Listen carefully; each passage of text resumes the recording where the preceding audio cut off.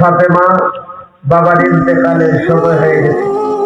মনে রাখবেন, বাপ যদি বিছানায় পড়ে মরে যায়, ছেলেদের সে কিন্তু মেয়েরা বেশি কাঁদে। কারণ বাপকে সবচেয়ে বেশি কে ভালোবাসে? মেয়েরা বেশি ভালোবাসে। বলুন না, কে বেশি ভালোবাসে? মন খারাপ করছেন না? মেয়েরা বেশি ভালোবাসে।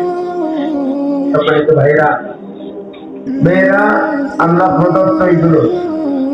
একটা বাবা ছোট থেকে শুরু করে 15 বছর, 20 বছর, 25 বছর, 30 বছর পর্যন্ত একটা মেয়েকে রাখে। ভরণ পোষণ, সুখ দুঃখ সবকিছু তার সাথে চলে। হঠাৎ করে একদিন তার বিদায়ের ঘন্টা বেজে গেল, তাকে অন্যের বাড়ি চলে যেতে হয়।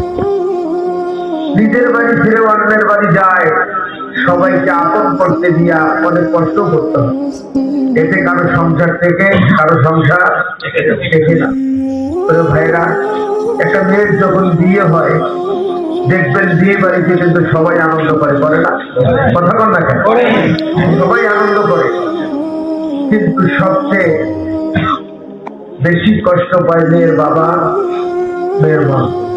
সবাই মুখে হাসি, কিন্তু তাদের দুইজনের মুখে হাসি নেই, কারণ তাদের কলিজা ছিঁড়ে যাচ্ছে।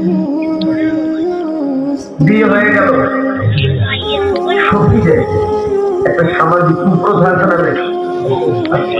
দুই জনের হাত একসাথে রেখে যখন বিদায় দেয়, তখন দেখবেন যে বড় পক্ষ মানে ছেলে পক্ষের লোকেরা বারবার ডাকতে যে তাড়াতাড়ি বিদায় দেন, বাড়ি তুলে চলে যাবো, অনেক রাত হয়ে যাচ্ছে। বিদায় দেয়, খুব তারা ছুটাছুটি করে যে তাড়াতাড়ি বিদায় দেয়। তখন দেখবেন ওইখানে অনেক মানুষ আসে, অনেকেই এসে টাকা দেয়, অনেকেই দোয়া দেয়, অনেকেই অনেক কিছু দেয়, কিন্তু মেয়ের মা নাই, মেয়ের বাবা নাই। এইখানে কে যেন সংবাদ দিল মেয়ের মাকে ডাকতেন, আসুক বিদায় দিচ্ছে। মেয়ের মা আসে, মায়েরা তো মায়ের পূজা কিন্তু ছেড়ে যায়। অনেক মা আছে ক্যান্সেল হয়ে যায়, বিদায় দিতে পারে না। ভাইরা, সবাই বিদায় দেওয়া শেষ, বাপ নাই। খোঁজাখুঁজি করার পরে বাপ আসলো। বাপ আসার পরে বাপ যখন বিদায় দেয়, বাপ তো চোখের পানি সহজে বের হয় না। সারাটা দিন অনুষ্ঠান